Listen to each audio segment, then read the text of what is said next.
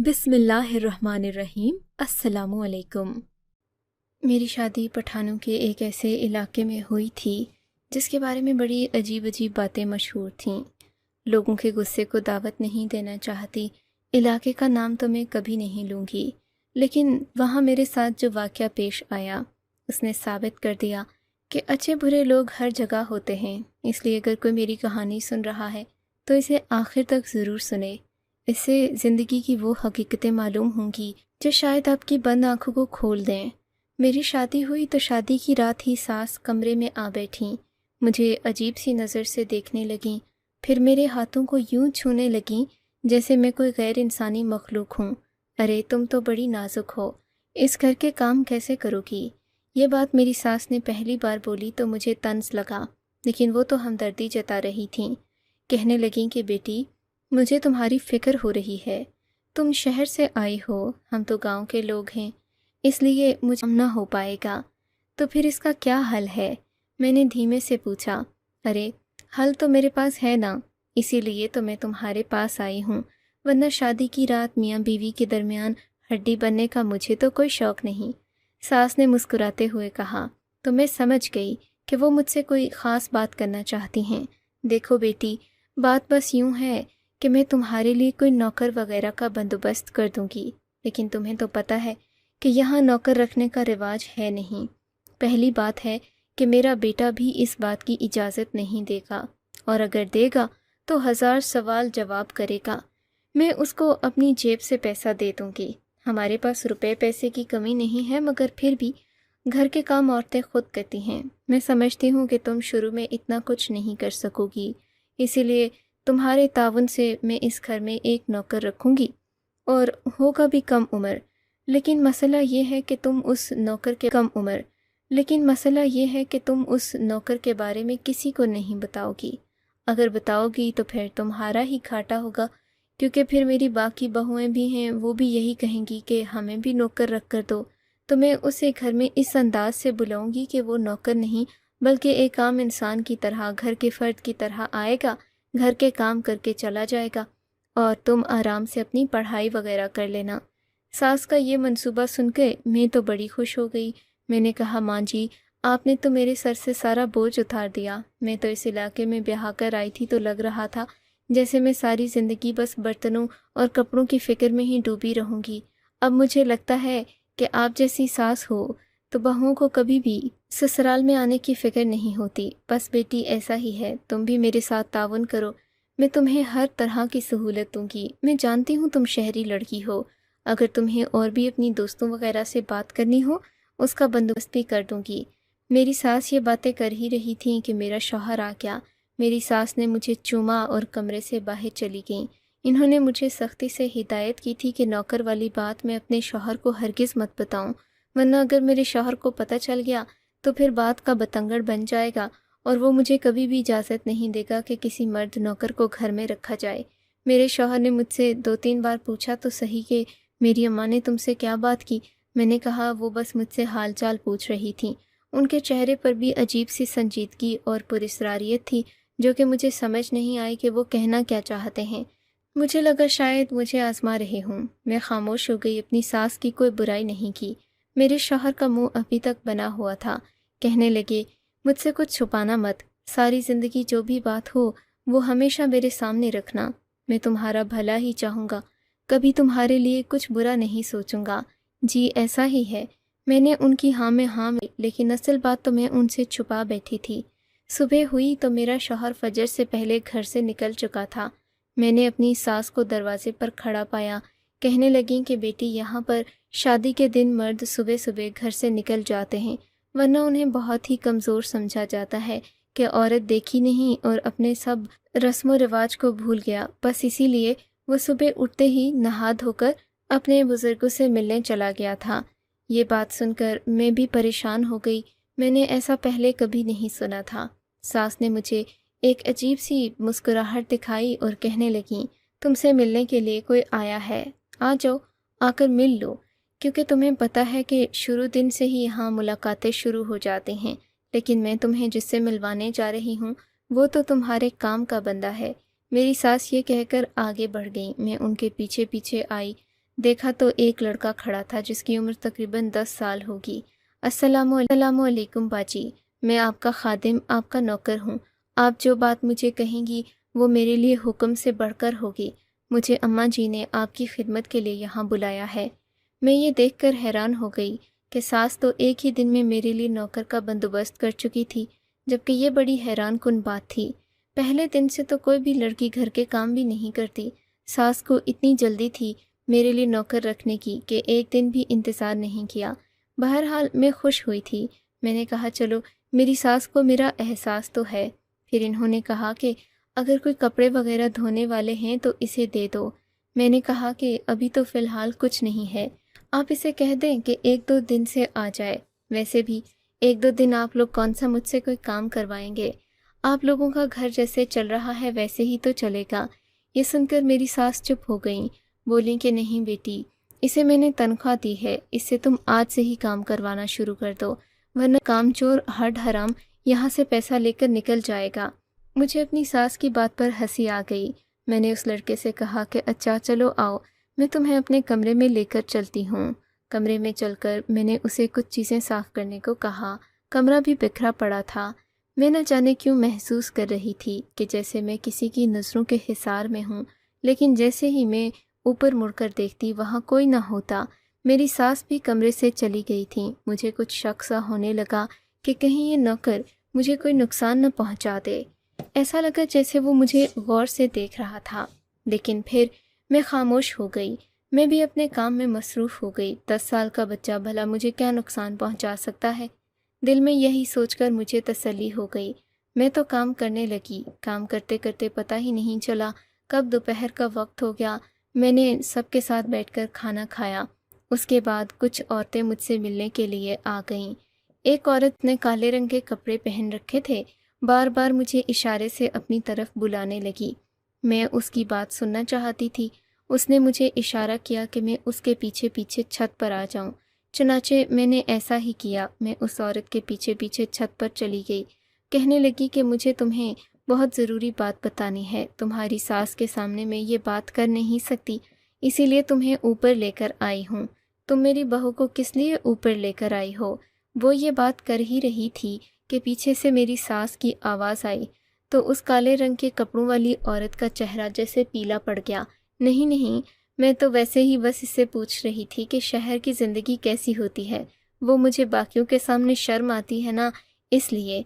हाँ हाँ, अच्छी तरह जानती हूँ कि तुम कितना शर्माती हो। इतना ही शर्माती होती तो गुल खान से तुमने भागकर शादी न की होती।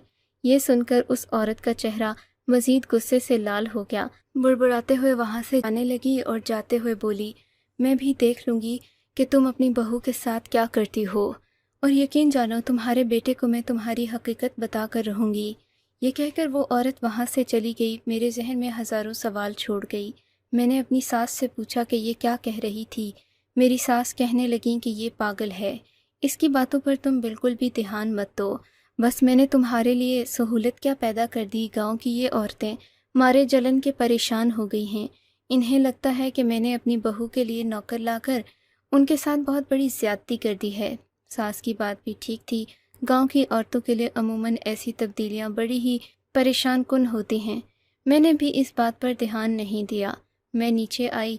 मैंने देखा मेरे कमरे से हल्की हल्की आवाज़ आ रही थी। मेरा कमरा गैलरी के साथ जुड़ा हुआ था। गैलरी से मुझे आवाज़ आई कि कोई मेरे कमरे में मौजूद है, तो मैं फ़ौरन से अपने कमरे में आ गई। जबकि उस वक्त मेरा शौहर भी घर पर नहीं था, तो मुझे अपने कमरे की फ़िक्र होने लगी। मेरे कमरे में भारी तलाई ज़ेवरात थे। इसके अलावा भी बहुत सारा कीमती सामान था। मैंने सोचा कि मैं अंदर कमरे में जाकर देखूं, कहीं कोई गैर ज़रूरी शख्स ना आ गया हो। मगर ये देखकर मेरी हैरत की इंतहा न रही कि कमरे में 10 साला लड़का खड़ा था। वही लड़का जिसे मेरी सास मेरे नौकर के तौर पर लाई थी। मैंने उसे हैरत से देखा और पूछा, तुम यहाँ क्या कर रहे हो? अरे बाजी, आप यहाँ हैं। मैं आपको कब से इस कमरे में ढूंढ रहा हूँ, बल्कि मैं तो कमरे की बहुत सारी चीज़ों को भी देख चुका हूँ। लेकिन तुम यहाँ कर क्या रहे हो? मैंने सख्ती से पूछा। बाजी, वो दरअसल मेरे पास 5,000 रुपये हैं। मुझे समझ में नहीं आ रहा कि मैं ये कहाँ रखूँ। मैंने सोचा दुल्हन का कमरा ज़रा महफूज होता है, तो इसलिए आपके कमरे में आ गया था। लेकिन यहाँ तो सारी चीज़ें सामने पड़ी हैं। اس لیے یہ 5,000 روپے آپ اپنے پاس رکھ لیں، جب میں آپ سے مانگوں گا تو مجھے دے دیجیے گا۔ 5,000 روپے تم نے کہاں سے لائے؟ میں نے حیران ہو کر پوچھا تھا، کیونکہ اس کی ٹوٹل تنخواہ 3,000 روپے تھی۔ 5,000 مہینے کے شروع میں وہ کہاں سے لایا؟ میں سوچنے لگی کہ کہیں اس نے یہ پیسے چوری نہ کیے ہوں۔ میں نے اپنی سلامی کے پیسے چیک کیے تو وہ پورے تھے۔ وہ شرمندہ ہو کر کہنے لگا، باجی میں آپ کا سامان چوری نہیں کرنے آیا، میں تو بس آپ کے پاس پیسے رکھوانے آیا تھا۔ مانتا ہوں کہ مجھ سے یہ غلط حرکت ہو گئی کہ میں نے کمرے کی تلاشی لے لی، لیکن یقین مانیں اس میں میرا کوئی قصور نہیں، نہ ہی میں نے کوئی چیز ادھر سے ادھر کی ہے۔ اچھا لاؤ اپنے 5,000 روپے، میں تمہارے پیسے اپنے پاس رکھ لیتی ہوں۔ میں اور ثاقب یہ باتیں کر ہی رہے تھے کہ میری ساس اندر کمرے میں آ گئیں۔ ارے ثاقب بیٹا، تم یہاں کیا کر رہے ہو؟ جا کر کام کرو نا، میری ساس نے ذرا ناگواری سے کہا۔ پھر وہ میری طرف مڑیں۔ بیٹی، اس نے کیا تمہیں کچھ پیسے دیے ہیں اپنے پاس رکھنے کو؟ جی ماں جی، ایسا ہی ہے، پتہ نہیں 5,000 روپے لایا ہے۔ ارے لایا ہوگا، ہمیں کیا، ہم تو بس ذمہ داری کے چکر میں اتنی عزت دار نوکریاں کرنے لگ گئے ہیں جن کی تنخواہ 10-20 ہزار سے زیادہ ہوتی ہی نہیں، جبکہ یہ نوکر ذات ہم سے زیادہ کما لیتی ہے۔ یقین مانو میں جھوٹ نہیں کہہ رہی۔ اچھا ایک بات کا خاص خیال رکھنا کہ تمہارے شوہر کو ان پیسوں کی ہوا نہ لگے۔ تمہیں پتہ ہے آج کل وہ بے روزگار ہوا ہے، گھر سے بھی اسی لیے جاتا ہے کہ کوئی اچھی نوکری ڈھونڈ سکے، لیکن اس کے پاس بھی روپے نہیں ہوتے۔ یہ نہ ہو کہ اس نوکر کے پیسے مالک صاحب اپنے پاس رکھ لیں اور پھر ہمیں اسے دینے کے لیے اپنی جیبیں خالی کرنی پڑیں۔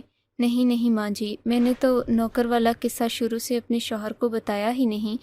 آپ بالکل فکر نہیں کریں، میں ان سے ہر بات چھپا کر رکھتی ہوں۔ بالکل صحیح کرتی ہو بیٹی، ہر بات مرد کو بتانے کی نہیں ہوتی۔ تم اگر اس اصول پر چلو گی تو کامیاب رہو گی۔ میری ساس تو مجھ سے بہت خوش تھیں، لیکن جب بھی میرا شوہر گھر آتا وہ مجھ سے کھچا کھچا سا رہتا۔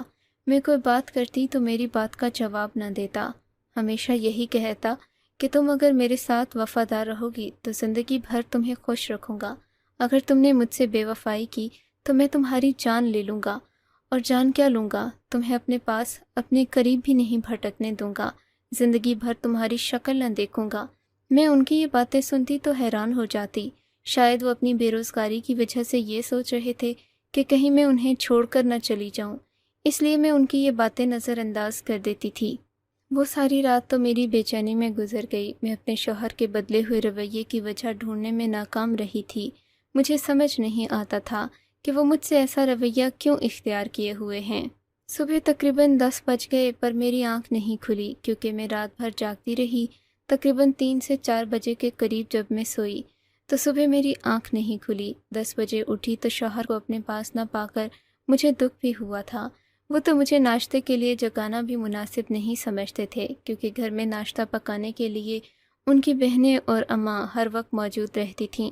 مجھے اپنا آپ غیر اہم سا محسوس ہونے لگا۔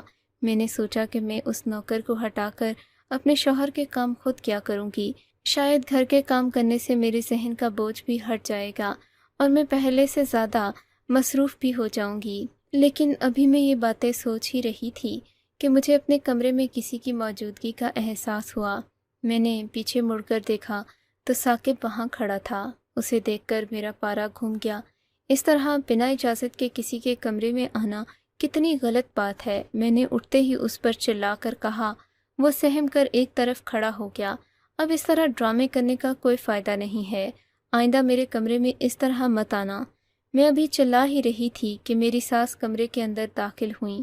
مجھ سے کہنے لگیں، بیٹا تم اس طرح چلا کیوں رہی ہو؟ میں نے انہیں نوکر والی بات بتائی تو انہوں نے ثاقب کو باہر جانے کے لیے کہا۔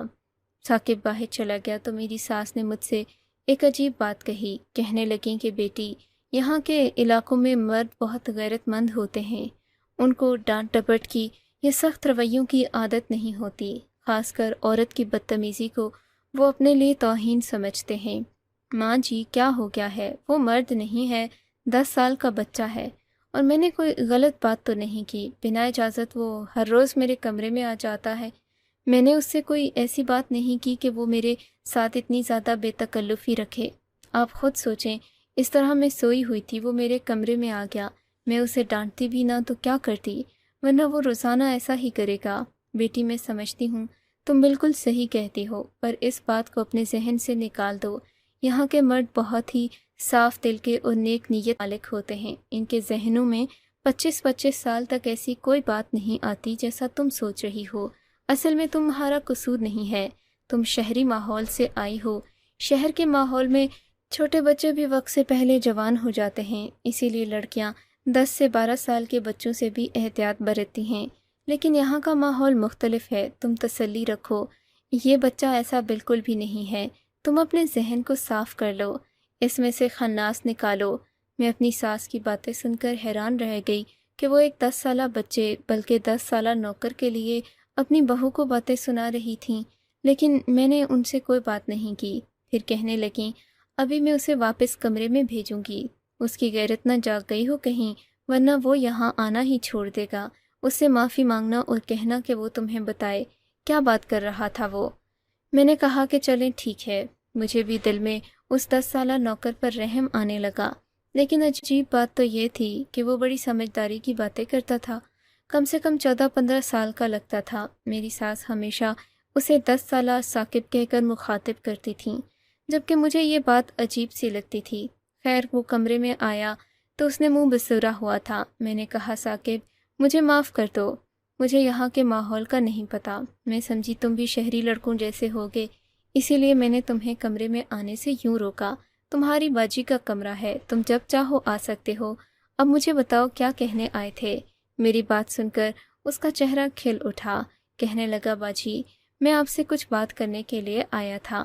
دراصل میرے پاس مزید 5,000 روپے ہو گئے ہیں جو میں آپ کے پاس جمع کرنے کے لیے آیا تھا۔ آپ انہیں بطور امانت اپنے پاس رکھ لیں۔ آپ کو تو پتہ ہے پیسے جیب میں ہوں تو خرچ ہو جاتے ہیں، اسی لیے میں آپ کے پاس رکھوا دیتا ہوں، ورنہ اور کوئی ایسی بات نہیں۔ اور آپ کہتی ہیں تو میں آئندہ آپ کے کمرے میں بھی نہیں آؤں گا۔ میں نے کہا کہ ایسی کوئی بات نہیں، بس تم ذرا دستک دے کر آ جایا کرو۔ تم دستک دے کر آؤ گے تو تمہارے آنے سے میں بھی خفا نہیں ہوں گی، تمہیں بھی برا نہیں لگے گا۔ میری بات تو میں نے مکمل کر لی تھی، لیکن اس کے ساتھ ہی میری ساس بھی اندر آ گئیں۔ مجھ سے کہنے لگیں کہ بیٹی باہر آ جاؤ، تمہارا شوہر باہر آیا ہے اور بہت زیادہ غصے میں ہے۔ ثاقب بیٹا تم اپنے گھر چلی جاؤ۔ یہ بات سن کر میرے ذہن میں خوف کے سائے لہرانے لگے۔ خدا نہ خواستہ مجھ سے ایسی کیا حرکت ہو گئی ماں جی کہ میرا شوہر مجھ سے غصے میں ہے۔ ارے بیٹی تم سے غصے میں نہیں ہے، پتہ نہیں کیا بات ہوئی، باہر لوگوں نے اسے کچھ بولا یا کیا ہوا، غصے میں ہے۔ تم سامنے آؤ گی نا تو اس کا غصہ ٹھنڈا پڑ جائے گا۔ ویسے بھی تمہارا عاشق ہے، ہمارے خلاف جا کر اس نے تم سے شادی کی تھی۔ اب مجھے تو لگتا ہے کہ تمہارے علاوہ اسے دنیا میں کچھ نظر ہی نہیں آتا۔ جاؤ شاباش، اچھے سے کپڑے پہنو اور اس کے سامنے جاؤ۔ میں نے ایسا ہی کیا، ساس کی ہدایت پر عمل کیا۔ پتہ نہیں کیوں مجھے اب ان کی باتیں تعریف کم اور طعنہ زیادہ لگنے لگی تھیں۔ میں باہر کمرے میں گئی تو میرا شوہر واقعی میں غصے میں آگ بگولا بیٹھا تھا۔ میں نے کہا، کیا ہوا؟ کہنے لگے، مجھے تم پر بہت زیادہ شک ہو رہا ہے سمین، لگتا ہے کہ تم مجھ سے کچھ چھپاتی ہو، ورنہ گاؤں کے لوگ مجھے ایسے ویسے تانے نہ دیتے۔ کیسے ویسے تانے آپ کو دینے لگے ہیں لوگ؟ میں نے پوچھا تو وہ چڑھ کر بولے، میرے سامنے زیادہ نوٹنکی مت کرو، میں تمہاری یہ ساری باتیں خوب سمجھتا ہوں، بہتر ہوگا کہ تم مجھے سچ سچ ساری بات بتا دو، ورنہ تمہیں یہ بھی پتہ ہے نا کہ میں کیا کر سکتا ہوں۔ میں اگر چاہوں تو ابھی تمہیں طلاق دے سکتا ہوں۔ میرے شوہر کی بات سن کر میری ساس نے فوراً ہی اونچی آواز میں کہنا شروع کیا، ہاں ہاں، ایسی بے حیا عورت کو گھر میں رکھنا ہی کیوں ہے بیٹا، جس کے کردار پر بھی تمہیں بھروسہ نہ ہو۔ میں تو کہتی ہوں کہ ابھی اسے فارغ کر دو، میں تمہارا صحیح بھرپور ساتھ دوں گی۔ بیٹا مجھے تو پہلے ہی شک تھا کہ یہ شہری لڑکیاں کبھی بھی اپنے شوہر کی وفادار نہیں ہوتیں، اور دیکھو وہی ہوا۔ تم ہمیشہ میری بات کو جھٹلایا کرتے تھے، اب دیکھ لو پورا گاؤں یہی کہہ رہا ہے۔ کیا کہہ رہا ہے، کوئی مجھے بھی بتائے گا؟ میں نے چلا کر کہا، زیادہ شوخ مت بنو، زیادہ چلانے کی ضرورت نہیں ہے۔ تم شہر سے آئی ہو تو اس کا یہ مطلب نہیں کہ ہم کوئی گاؤں کے گھٹیا جاہل لوگ ہیں جنہیں سچ بھی نظر نہیں آتا۔ سب لوگ کہتے ہیں کہ اس گھر میں ثاقب تم سے ملنے کے لیے آتا ہے، اور تم ثاقب کو منع بھی نہیں کرتی، بلکہ اس سے پیسے لے کر بھی کھا چکی ہو۔ ثاقب نے خود مجھے بتایا کہ اس نے تمہیں 10,000 روپے دیے ہیں۔ ارے وہ تو بچہ ہے، पर मुझे क्या पता था कि तुम भी इतनी गंदी घटिया किरदार की मालिक निकलोगी। आपको क्या हो गया है माँ जी? आप इन्हें बताती क्यों नहीं कि साकिब यहाँ नौकर के तौर पर आया? बात सुनकर मेरी सास हंस पड़ी। अरे बीबी, नौकर तो यहाँ कभी किसी ने नहीं रखा। हम पागल हैं? बिना तनख्वाह के कौन सा नौकर आता है? और अगर वो नौकर ही होता तो तुम्हें पैसे क्यों देता? और वैसे भी सब लोग जानते हैं कि वो कोई नौकर ज़ात नहीं है, मेरा भांजा है। लेकिन मर्द तो मर्द होता है। तुम्हें उसे घर में बुलाने से पहले सोचना चाहिए था। अस्तगफिरुल्लाह, हमें तो नहीं पता था तुम ऐसी निकलोगी। हम समझे थे कि शहर की लड़कियां पढ़ी लिखी होती हैं। सास की बातें सुनकर मेरा तो मुंह खुले का खुला रह गया। वो तो किसी नागिन से भी ज़्यादा खतरनाक निकली थीं।